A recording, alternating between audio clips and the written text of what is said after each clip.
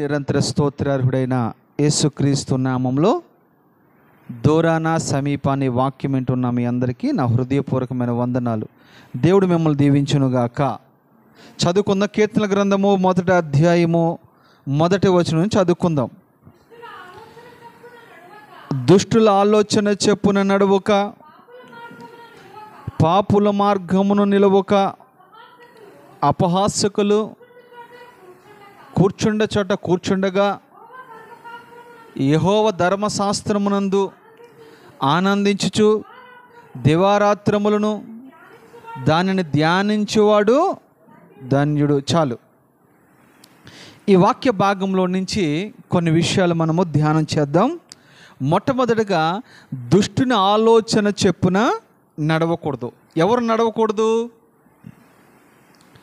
ఎవరు నడవకూడదంటే, ఒకప్పుడు మనం లోకంలో ఉండేవాళ్ళము, ఒకప్పుడు లోకానుసారంగా మనం బ్రతికేవాళ్ళము, ఒకప్పుడు లోకానుసారంగా మనం నడిచేవారు, జీవించేవారము.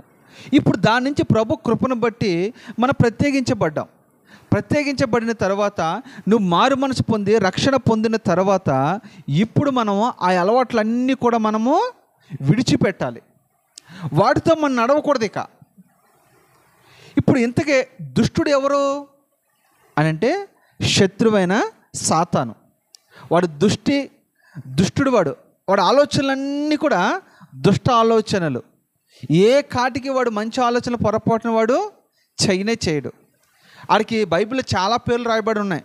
వాడు నరహంతకుడని, తర్వాత వాడు దొంగని, దోచుకునేవాడని, ప్రేరేపించేవాడని, తర్వాత ఇలా ఎన్నో పేర్లు వాడికి బైబిల్లో ఉన్నాయి. అయితే వాడు దుష్టుడికి ఉన్న ఆలోచన ఏంటంటే, ఎప్పుడు చెడకూడదామా, ఎప్పుడు పాడు చేద్దామా, ఎప్పుడు పడేద్దామా, ఎప్పుడు నాశనం చేద్దామా అనే ఆలోచన కలిగి ఉంటారు. ఇలాంటి వ్యక్తులు బైబిల్లో చాలామంది ఉన్నారు. నేను రిఫరెన్స్లు ఏమి చెప్పను, కానీ కొన్ని విషయాలు మీకు పరిచయం చేస్తాను. హామాను అనే ఒకడు ఉన్నాడు, ఎస్తేరు గ్రంథంలో ఉన్నాడు. ఈ హామాను అనే వ్యక్తి వాడొక దుష్ట ఆలోచన కలిగిన వాడు. ఏ కాడికి యూదులందరినీ కూడా సంహరించాలని, యూదుల పేరు ఈ ఆకాశం కింద ఉండకుండా తుడిచివేయాలని దుష్ట పన్నాగాలు పన్నుతూ, దుష్ట ఆలోచన చేస్తూ, వాడు ఏ కాడికి కూడా వాళ్ళ మీద భారం మోపుతూ ఉండేవాడు. ఒక రోజుని ఈ హామాను గుర్రం మీద వస్తూ ఉన్నప్పుడు అందరూ సాష్టాంగ నమస్కారం చేస్తూ వచ్చారు. కానీ యూదుడైన మొర్దెకై మాత్రము వంగి నమస్కారం చేయలేదట. సాగిలపడి సాష్టాంగ నమస్కారం చేయలేదని ఆ యూదులు మనోని బట్టి ఈ ఒక్కడిని చంపితే కాదు కదా, యూదులందరినీ కూడా సంహరించాలనే ఆలోచన, దుష్ట ఆలోచన కలిగి వాళ్ళ మీద ఒక మరణ శాస్త్రాన్ని ఏం చేశాడు? తయారు చేయించి రాజు దగ్గర తీసుకెళ్ళి, అయ్యా, ఈ జాతి వారు ప్రత్యేకించబడిన వారిళ్ళు, వీళ్ళు మన ఆలోచనలకు తగినట్టుగా లేరు. మన సాంప్రదాయాలు వేరు, వాళ్ళ సాంప్రదాయాలు వేరు. మన ఆలోచనలు వేరు, వాళ్ళ ఆలోచన వేరు. వాళ్ళ దుష్ట ఆలోచన అన్న కాడికి చెప్తే, అక్కడ రాజు యొక్క చేతి ఉంగరం చేత ముద్ర వేయించిన తర్వాత ఒక మరణ తాకీదును తయారు చేసినట్లుగా ఆ స్థలంలో మనం చూడొచ్చు. ఇంతకే ఈ యొక్క హామాను ఒక ఆలోచన ఏంటి చెప్పండి? హామాను ఒక ఆలోచన ఏంటి అని అంటే, ఏమీ లేదు, యూదులందరినీ సంహరించాలి. ఎందుకు సంహరించాలని అనుకుంటున్నాడు అంటే, అతనికి నమస్కారం పెట్టలేదని, సాష్టాంగ నమస్కారం చేయలేదని యూదులందరినీ కూడా సంహరించాలని ఆలోచన చేశాడు. చూసారు ఎలాంటి ఆలోచనలు అడిగి. రెండవదిగా చూస్తే, దావీదు కుమార్తె ఒక ఆమె ఉంది. ఆమె పేరు తామారు.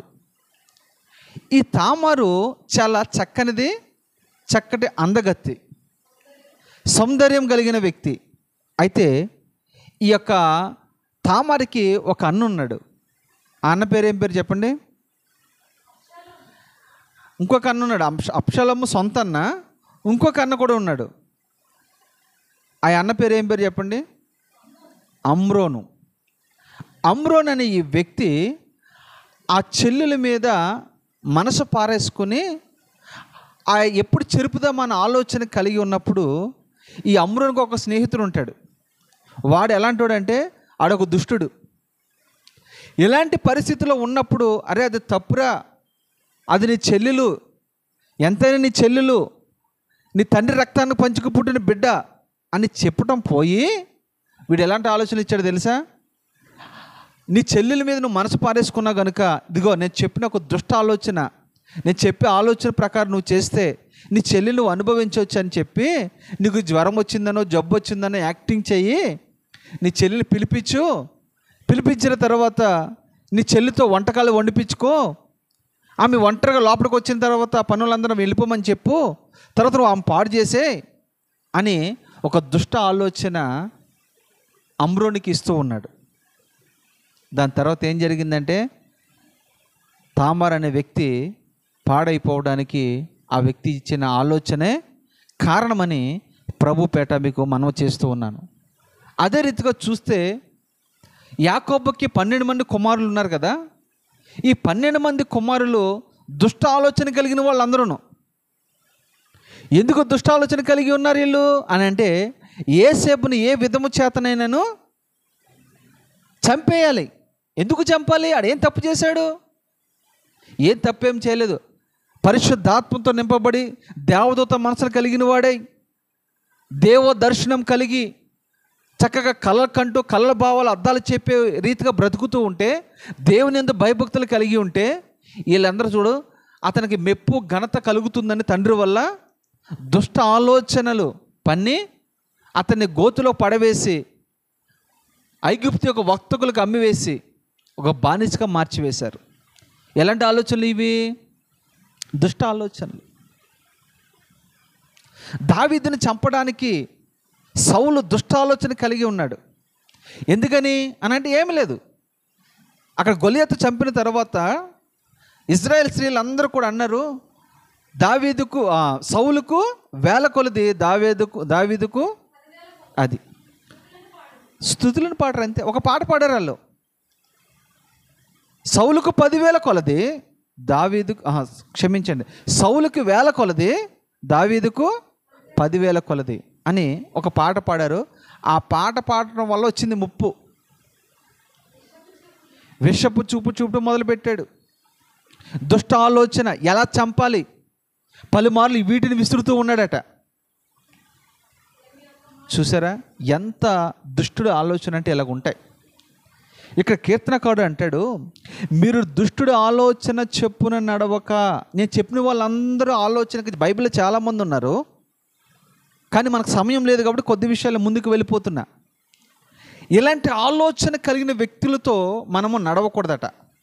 ఇలాంటి వాళ్ళు మనకి, మీరు కంపెనీలో ఉద్యోగం చేసే స్థలంలో, మీరు నివసించే స్థలాల్లో, మీరు సంచరించే స్థలాల్లో అక్కడక్కడే మనకు కనబడుతూ ఉంటారు.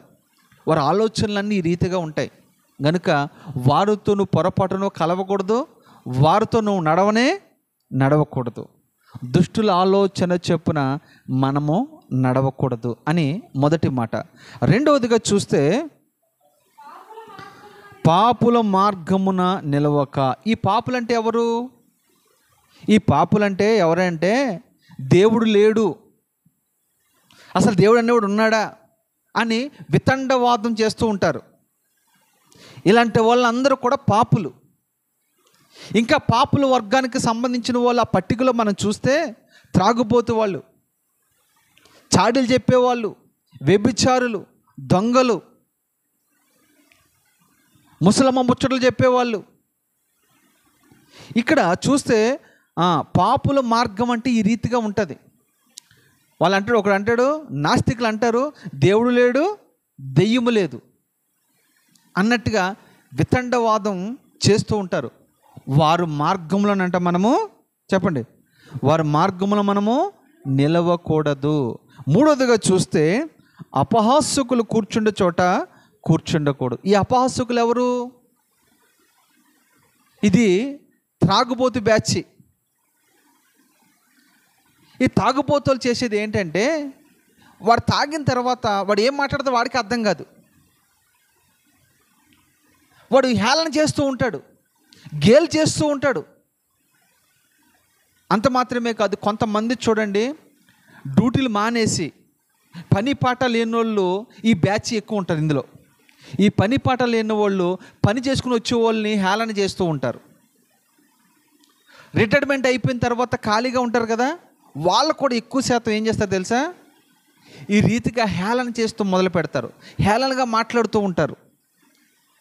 అంత మాత్రమే కాదు, నామకద్ద క్రైస్తవులు చక్కగా వైరాగ్యం కలిగి రోషము కలిగి దేవుని వెంబడిస్తున్న బిడ్డలను కూడా వీళ్ళు ఏమంటారు తెలుసా, అమ్మో దిగి వచ్చిందమ్మా గొప్ప భక్తి పొర్రాలు. నిజంగా ఆమె మారు మనసు పొంది రక్షణ పొంది ప్రభు సన్నిధిలో క్రమంగా ప్రార్థనకు వస్తుంది. ఈ ఇంటిగా నుండి ప్రార్థనకు రాక, ప్రార్థన చేసి అలవాటు లేక ఆమె ఈ వ్యక్తిని అంటది, అమ్మో మేము చూసాంలే, మేము ఎన్నోసార్లు చర్చికి వెళ్ళిన వాళ్ళమే, మేము ఎన్నో ప్రసంగాలు విన్నోళ్ళమే, వాక్యం మాకు బాగా తెలుసు, అమ్మ దిగొచ్చిందమ్మా అన్నట్టుగా ఆమెను ఏం చేస్తుంది తెలుసా, హేళన చేస్తుంది, అపహాసం చేస్తూ ఉంటుంది. ఇలాగా అలా చేయటం వల్ల వీళ్ళు స్ట్రాంగ్గా ఆత్మీయంగా వాక్యమైన పునాదుల మీద కట్టబడితే పర్లేదు. నామకద్దం ఉన్న క్రైస్తవులు ఉంటారు చూసారా, ఆ సూటుపోటు మాటలకు తాళలేక చాలామంది వైదొలిగిపోతూ ఉంటారు, వెనక్కి వెళ్ళిపోతూ ఉంటారు. అపహాస్యకులు కూర్చుండే చోట మనం కూర్చోకూడదంట. నేను అంటాను, నువ్వెక్కడ కూర్చుంటున్నావు?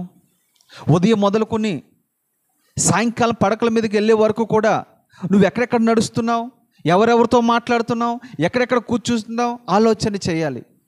చాలామంది డ్యూటీలో ఉన్న చేపు బాగానే ఉంటారు, వచ్చిన తర్వాత సినిమాల దగ్గర అలా కూర్చుంటూనే ఉంటారు, సీరియల్ దగ్గర కూర్చుంటూనే ఉంటారు, సెల్ ఫోన్ల దగ్గర కూర్చుంటూనే ఉంటారు, ఇంటర్నెట్ దగ్గర కూర్చుంటూనే ఉంటారు. కొంతమంది స్త్రీలు అయితే పని పాట లేకపోతే ఇంట్లో టీవీ కూడా బోరు కొడితే నెక్స్ట్ వాళ్ళు చేసే పని ఏంటంటే నలుగురు స్త్రీలను పోగు చేసుకుని ముసలమ్మ ముచ్చట్లే వీళ్ళు, ఆ అమ్మ ఎలాగంట, ఈయన ఎలాగంట, ఆ ఇంటి ఆయన అలాగంట, ఈ ఇంటి ఆమె ఎలాగంట, ఇలాంటి పోసుకోరు మాటలన్నీ కూడా మాట్లాడుకుంటూ లేనిపోనివన్నీ కూడా మేదేసుకుంటూ ఉంటారు.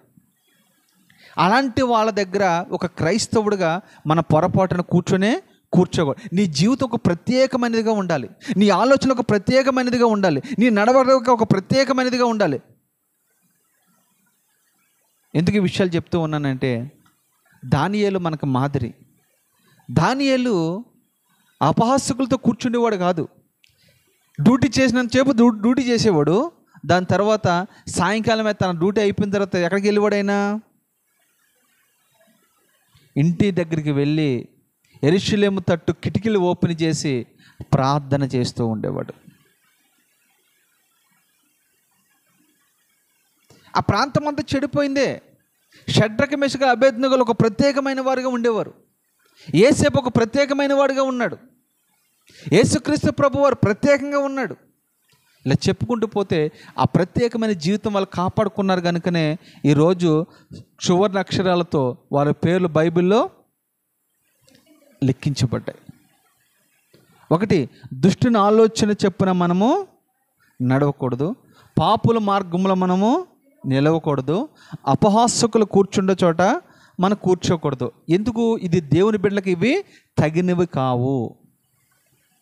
నువ్వు మందిరానికి రావచ్చు, వెళ్ళొచ్చు, పాటలు పాడవచ్చు, ఇంకోటి చేయొచ్చు, కానీ ఈ 3 అనుభవాలు మనలో పొరపాటున ఉండకూడదు. వీటిలో మనం దూరంగా ఉండాలి. అప్పుడే నీ ఆత్మీయ జీవితానికి క్షేమమని ప్రభుపేట మీకు మనవి చేస్తూ ఉన్నాను. రెండవదిగా చూస్తే అక్కడ యెహోవా ధర్మశాస్త్రమునందు ఆనందించుచు దివారాత్రంలో దాన్ని ధ్యానించేవాడు ధన్యుడు. చూడండి, ఈ 3 అనుభవాలు ఎవరైతే దాటుకుంటూ వస్తారో ఆ వ్యక్తి ఇక్కడ ఏమంటున్నాడు తెలుసా? వాళ్ళు దేంట్లో సంతోషిస్తారు? వీళ్ళైతే ముందోళ్ళైతే అపహసించే వాటిలో సంతోషపడతారు, హేళన చేసే విషయంలో సంతోషపడతారు, సినిమాలు చూసే విషయంలో, సెల్ ఫోన్లు చూసే విషయంలో, ఇంటర్నెట్ చూసే విషయంలో సంతోషపడుతూ ఉంటారు. కానీ వీటిల్లో కలిగే సంతోషం కంటే కూడా నిత్య సంతోషం మనకి ఏదైనా ఉందంటే దేవుని మందిరము. ఇక్కడ ఏమంటాడు తెలుసా? యెహోవా ధర్మశాస్త్రమును దేంట్లో ఆనందించమంటున్నాడు? దేవుని వాక్యంలో. ధర్మశాస్త్రం అంటే ఏది? వాక్యము. దేవుని ధర్మశాస్త్రమును మనము ఎప్పుడెప్పుడు ధ్యానించాలి? ఆదివారం ఒక్కరోజేనా? శుక్రవారం ఒక్కరోజేనా? లేదా రోజుకు ఒక అధ్యాయమేనా? లేదా రోజుకు ఒక క్యాలెండర్ చూసి ఒక లైన్ చదువుకుని వెళ్ళిపోవటమేనా? కాదు. వాళ్ళలో ఆనందం ఉండదు. వాళ్ళ ఆనందం ఉంటుందా? నిజంగా చెప్పండి, ఎవరిలో ఆనందం ఉంటుంది అంటున్నారు ఇక్కడ? అది యెహోవా ధర్మశాస్త్రమును, దేవుని వాక్యమును నిరంతరము రోజు దివారాత్రములు ధ్యానం చేసేవాళ్ళలోనే ఉంటుందంట నిజమైన ఆనందము, నిజమైన సంతోషము. అంటే వాక్యం చదివితే సంతోషం ఉంటుందా? నిజంగా ఉంటుంది. ఇది నా వ్యక్తిగత అనుభవంలో చెప్తున్న మాట. నేను రోజు వాక్యం చదువుతాను. వాక్యం చదివే కొలిదే లోతైన అనుభవాలు దేవుడు నాకు బయలుపరుస్తూ ఉంటాడు. నిజంగా వాక్యాన్ని బాగా చదివినవాడండి 10 చర్చిలు తిరగడు, 10 ప్రసంగాలు వినడు. ఎందుకంటే ఈ వాక్యము జీవపు ఓట. ప్రభు ఒక మాట అంటాడు సమర స్త్రీతో, అమ్మా ఈ బావి నీళ్ళు చాలా లోతుగా ఉన్నాయి, ఈ నీళ్ళు నువ్వు తాగితే మలను తప్పుకుంటావు, కానీ నేనిచ్చే నీళ్ళు తాగితే ఎప్పటికీ నువ్వు తప్పుకున్నావని అన్నాడు. ఎందుకు ఆ మాట అన్నాడు? వాక్యమే దేవుడు, దేవుడే వాక్యము.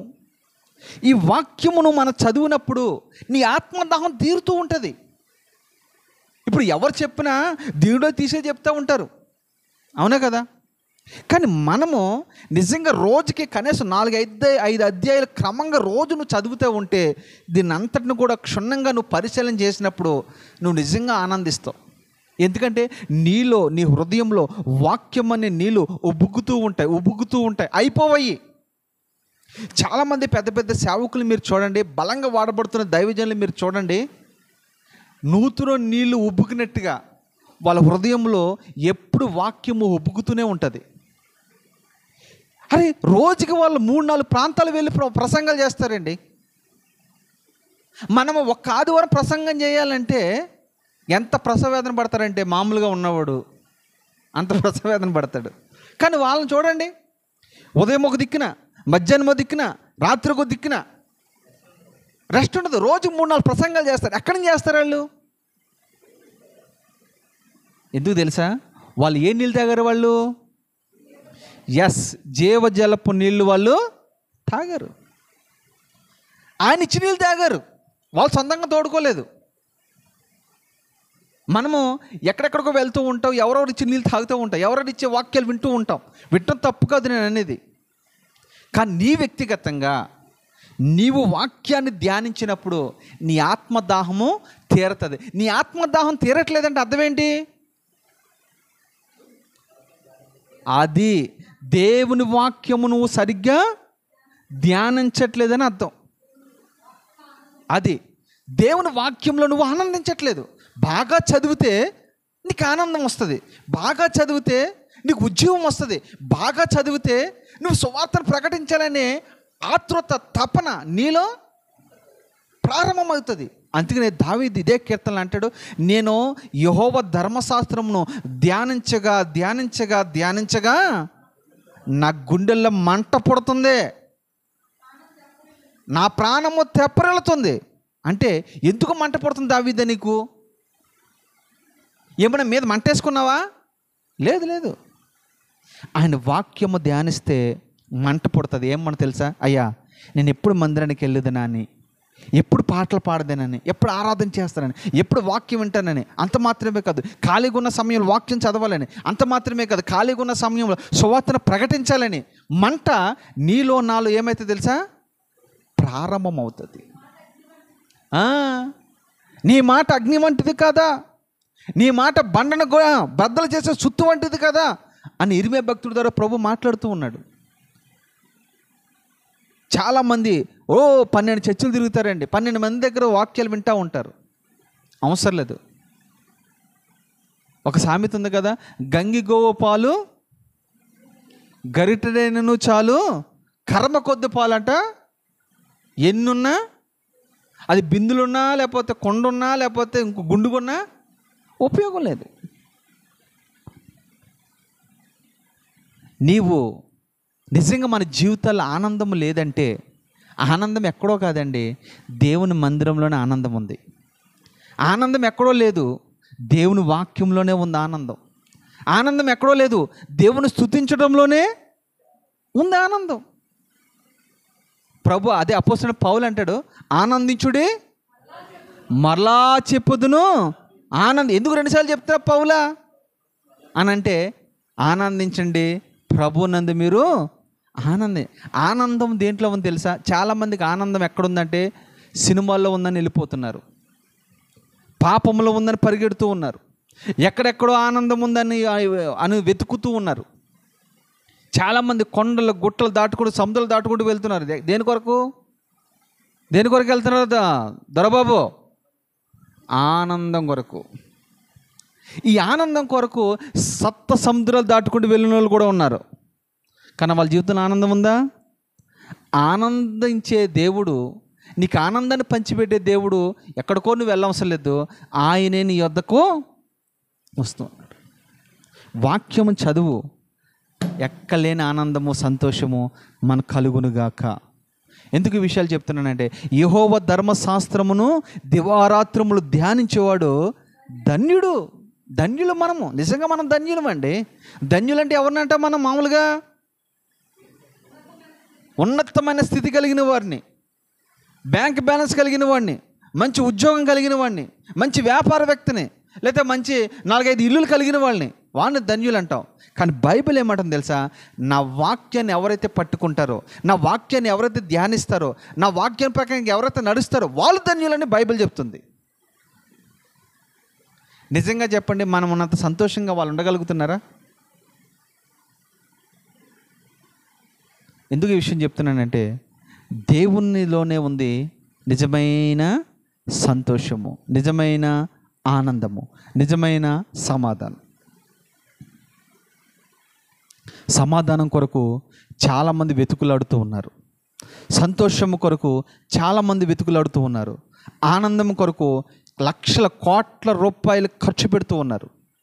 అయినా వాళ్ళకి ఏమీ కూడా దొరకట్లేదు. తాత్కాలిక ఆ రోజు వరకు ఉంటుంది వాళ్ళకి సంతోషం, మళ్ళీ రేపు. ఉదాహరణకి మీకు చెప్తాను, సినిమాలో సంతోషించేవాడు పరిస్థితి ఏంటంటే, ఆ 3 గంటల వరకు వాడు సంతోషపడతాడు, దాని తర్వాత మళ్ళా మామూలు. పాపం చేసిన వాడు ఆ కాసేపు సంతోషపడతాడు, తర్వాత చెప్పండి మామూలే. త్రాగునోడు ఆ కాసేపు ఆ నిశ దిగి వరకే సంతోషపడతాడు, దాని తర్వాత. ప్రపంచంలో ఎక్కడైనా మీరు వెళ్ళండి, ఏదైనా తినండి, ఏదైనా తాగండి, ఏదైనా అనుభవించండి, అది కొంతవరకే ఉంటుంది. కానీ బైబిల్ ఏం చెప్తుంది తెలుసా? నా వాక్యాన్ని దివారాత్రి నువ్వు ధ్యానం చేయి, నిత్య సంతోషాన్ని నీకు ఇచ్చేదను. చాలామంది నన్ను అడుగుతూ ఉంటారు, అన్న నువ్వు ఇంత సంతోషంగా ఎలా ఉండగలుగుతున్నావని. ఒకటే చెప్పాను వాళ్ళకి, వాక్యమే నన్ను సంతోషపడుతుంది, వాక్యమే నన్ను బ్రతికిస్తుంది, వాక్యమే నన్ను పోషిస్తుంది, వాక్యమే నన్ను ఆదరిస్తుంది, వాక్యమే నన్ను బలపరుస్తుంది, ఈ వాక్యమే నన్ను ధైర్యపరుస్తుంది, ఈ వాక్యమే నాకు ఆరోగ్యం ఇస్తుంది. ఎందుకంటే వాక్యము అంత బలమైనది. ఈ వాక్యము సమస్తము జయించింది. అలాంటి వాక్యము ఉచితంగా నీ దగ్గరికి నా దగ్గరికి వచ్చింది. నేను అంటాను, వాక్యము క్రమంగా నువ్వు చదివినప్పుడు, రోజు ధ్యానం చేసినప్పుడు, నువ్వు ఎక్కడెక్కడికో తిరగవసరం లేదు, నీ దగ్గరికే 10 మంది వచ్చి వినేటట్టుగా నా దేవుడు ఒక్కరోజు నిలబెడతాడు తెలుసా? ఆ పట్టుదల మనకు ఉండాలి. ఎక్కడెక్కడికో తిరగటం కాదు, ఉన్న స్థలంలోనే నువ్వు నిలబడాలి, ఉన్న స్థలంలోనే నువ్వు నాటపడాలి, వాక్యం బాగా చదువుకోవాలి, వాక్యం బాగా వినాలి.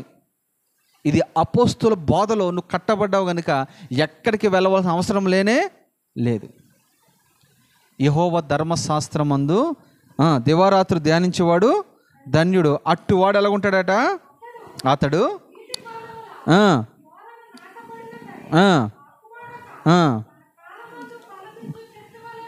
చాలు.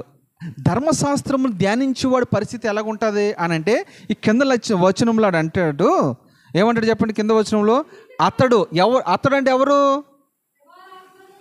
అది ఆ మాట పట్టుకోవాలి మీరు. అతడంటే ఎవరంటే, దివారాత్రములు ఎవరైతే వాక్యాన్ని ధ్యానం చేస్తారో, దివారాత్రములు దేవుని సన్నిధిలో ఎవరైతే గడుపుతారో, దివారాత్రులు ఎవరైతే ప్రార్థన చేస్తారో, దివారాత్రము దేవుని కొరకు ఎవరైతే ప్రాకులాడతారో, అలాంటి వ్యక్తులు ఎలాగుంటారంటే, నీటి కాలువల వారన నాటబడిన ఆకు వాడక తన కాలమందు ఫలమిచ్చు చెట్టు వలె ఉంటారు. చూడు ఎలా పోల్చాడు. ఇలాంటి వ్యక్తులు ఎలాగుంటారు తెలుసా? నీటి కాలువల వారన నాటబడిన చెట్టు వలె ఉంటారంట. ఆ చెట్టుకి ఎందుకు పోల్చాడు? దానికి వారన అంటే ఏంటి? దానికి ఆనుకుని ఏముంటాయి? నీళ్లు ప్రవహిస్తూ ఉంటాయి.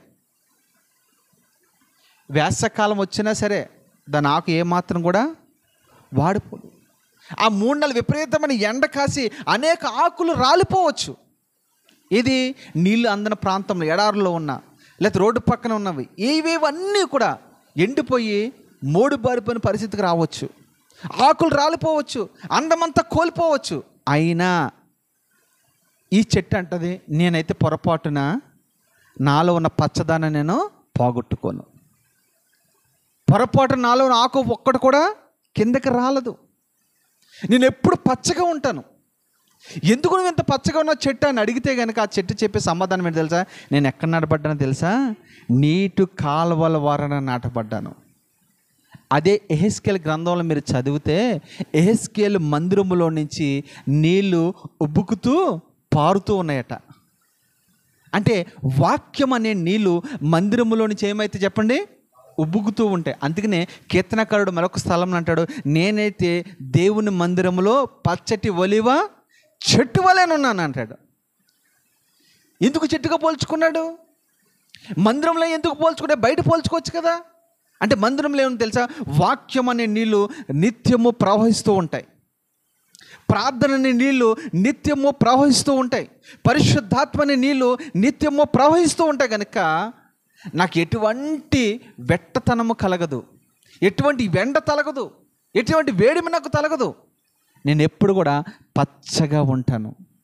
అంత మాత్రమే కాదు, పచ్చగా ఉండటం మాత్రమే కాదు సుమి, తన కాలమందు నా కాలమందు ఏ కాలాల్లో నేను ఫలం ఇవ్వాలో ఆ ఫలాలన్నీ కూడా నేను ఇస్తూ ఉంటాను. ప్రకటన గ్రంథంలో దీని గురించి చూస్తే మీరు తర్వాత చదువుకోండి, అది నిత్యము కాపు కాస్తూనే ఉంటుందట. ఏ ఫలాలు? అయ్యి జీవ వృక్ష ఫలాలు నిత్యము ఫలిస్తూనే ఉంటాయంట. ఆ కాలం ఏ చెట్టుకైనా ఒక కాలానికి 3 కాలాలకు పరిమితం ఉంటుంది. సీజన్ బట్టి ఫలాలు ఫలిస్తుంది. కానీ మందిరములో నాటబడిన చెట్టు మాత్రము దానికి సీజన్ ఉండదు. 365 రోజులు అది ఫలిస్తూనే ఉంటుంది. అంటే ఈ మాటకు ఆత్మీయంగా అర్థం ఏంటి తెలుసా? నువ్వు మందిరంలో నాటబడ్డావు కనుక ఎప్పుడు కూడా నువ్వు పచ్చగా ఉంటావు. పచ్చగా అంటే పచ్చదనం దేని గుర్తు? సంతోషానికి గుర్తు, సమాధానానికి గుర్తు, ప్రేమకు గుర్తు, ఐక్యతకు గుర్తు. అంత మాత్రమే కాదు, ఎప్పుడు కూడా నువ్వు ఏ పని చేసినా ఎప్పుడు కూడా పచ్చతనంగానే ఉంటావు నువ్వు. అంత మాత్రమే కాదు, నువ్వు నిత్యము కాపు కాస్తూ ఉంటావు. ఎలాంటి కాపు కాస్తావు తెలుసా? గలతీలకు రాసిన పత్రికలు మాటలు ఉంటాయి. ఎలాంటి ఫలాలు మనం ఫలిస్తాం తెలుసా? ప్రేమ, సంతోషము, అయితే ఆత్మఫలములు ఏమనగా ప్రేమ, సంతోషము, సమాధానము, దీర్ఘశాంతము, దయాళత్వము, మంచితనము, విశ్వాసం, సాత్వికము, ఆశ, నిగ్రహం. అంటే ఎన్ని ఫలాలు? 9 ఫలాలు. ఈ 9 ఫలాలు ఫలించాలంటే మనము దేవుని మందిరంలో నాటబడిన వారమైతేనే అవన్నీ ఫలిస్తాం. ఆకు వాడక తన కాలమందు ఫలమిచ్చు చెట్టు వలె మనం ఉంటాము. ఇది చాలామందికి అర్థం కాక ఎక్కడెక్కడో ఫలించాలని ఆశపడుతూ ఉంటారు. నువ్వు ముందు దేవుని మందిరంలో ఫలించు, దాని తర్వాత దేశంలో నేను ఫలించేటట్టుగా నా దేవుడు మార్చును గాక. ఎందుకు ఈ విషయం చెప్తున్నానంటే, ఏసేపు దేవుని మందిరంలో ఫలించాడు. దాని తర్వాత ఆ వ్యక్తిని తీసుకెళ్ళి ఐగుప్తులో రాజుగా దేవుడు మార్చాడు. దావీదు ఎడారిలో ఫలించాడు, అడవిలో ఫలించాడు. దాని తర్వాత దాన్ని తీసుకొచ్చే దేశానికి రాజుగా దేవుడు మార్చాడు. దానియేలు ప్రార్థన జీవితంలో ఫలించాడు. దాని తర్వాత దేశానికి ప్రధానమంత్రిగా మార్చాడు. ఇలా చెప్పుకుంటూ పోతే మన పితరులు అనేక మంది దేవుని మందిరంలో అనుభవాలలో వారు పెరుగుతూ వచ్చారు.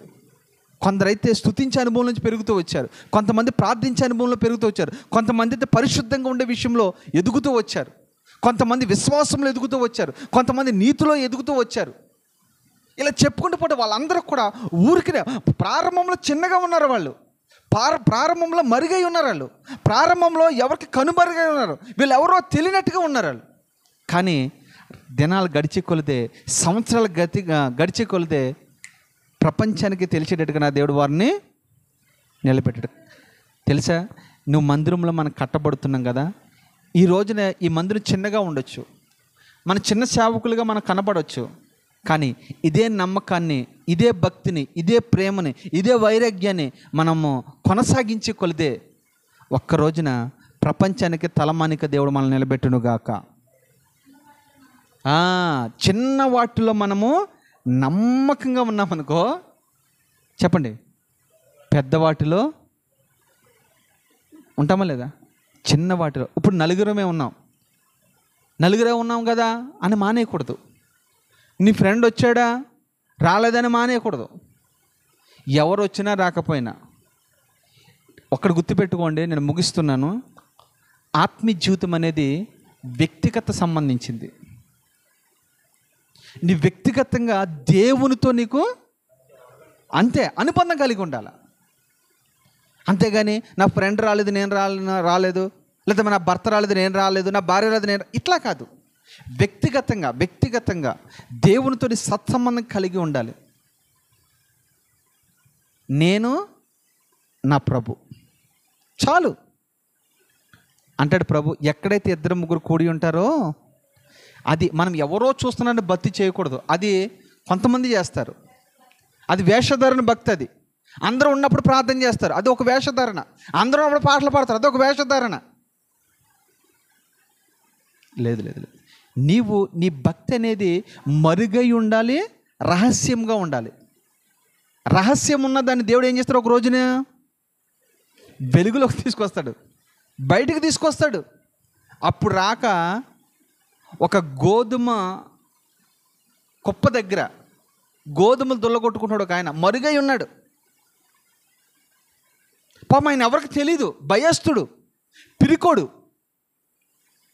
ఆ వ్యక్తి ఏం చేస్తున్నాడంటే ఆ గోధుమలు దొల్లగొట్టుకుంటూ కుప్ప చాటున మరుగై ఉండి రోజు కొన్ని దొల్లగొట్టుకోవడం, ఇంటికి పట్టుకెళ్ళడం, వండుకోవడం, తినటం, ఇలా చేస్తున్నాడు. కానీ ఒకరోజు ఆ మరుగై ఉన్నవాడిని ఒక దూత వచ్చి అంటాడు, అసలు ఆ మాట నాకు ఇప్పటికే ఆశ్చర్యమవుతుంది. ఈ భయస్థుడిని పిరుకొని పట్టుకుని అంటాడు, ఏమంటాడు చెప్పండి, పరాక్రమము కలిగిన బలాఢ్యుడా గిద్యోను అని పిలుస్తాడండి. అసలు ఆ మాట పలకంగానే ఇటు చూసుకుంటాడు, నన్నేనా అన్నట్ట. ఇంకెవరినైనా పిలిచాడా, నన్నే పిలిచాడా? చూసారా, మరుగై ఉన్నాడు కనుకనే ఆ వ్యక్తిని దేవుడు ఏం చేయాలి తెలుసా, బలవంతునిగా చేసి ఇజ్రాయిల్ ప్రజలందరినీ విడిపించుటకు ఒక ఘనమైన పాత్రగా దేవుడు వాడుకున్నాడు. అప్పుడు రాక మరుగై ఉందండి ఎవరు, రూతు. అప్పుడు రాక మరుగైంది, అత్త చెంగు పట్టుకుని ఉంటే ఉండేది, అంతవరకు కూడా మరుగై ఉంది. పనుల వెనకాల భయంతో వణుకుతో పరిగెరుకుంటూనే ఉంది. అలాంటి వ్యక్తిని దేవుడు, ఆ మరుగై ఉన్న ఆ వ్యక్తిని ఏం చేయాలి తెలుసా, వాళ్ళందరికీ కూడా ఆ పొలానికి యజమానురాలుగా నా దేవుడు మార్చివేశాడు. ఎందుకు ఈ విషయాలని మీకు చెప్తూ ఉన్నానంటే, ఇవన్నీ మనం పొందుకోవాలంటే వ్యక్తిగతంగా దేవుణ్ణి మనము వెంబడించేవారుగా ఉండాలి, వ్యక్తిగతంగా ప్రార్థన జీవితం కలిగి ఉండాలి, వ్యక్తిగతంగా వాక్య ధ్యానపు అనుభవం మనకు ఉండాలి, వ్యక్తిగతంగా సువార్తను ప్రకటించే అనుభవం మనకు ఉండాలి, వ్యక్తిగతంగా పరిచర్య చేసే అనుభవం మనకు ఉండాలి, వ్యక్తిగతంగా దేవుని కొరకు నీ బలాన్ని, నీ సమయాన్ని, నీ ధనాన్ని ఖర్చు పెట్టేవారుగా మనం ఉండాలి. ఇది ఎవరు చూస్తారు తెలుసా?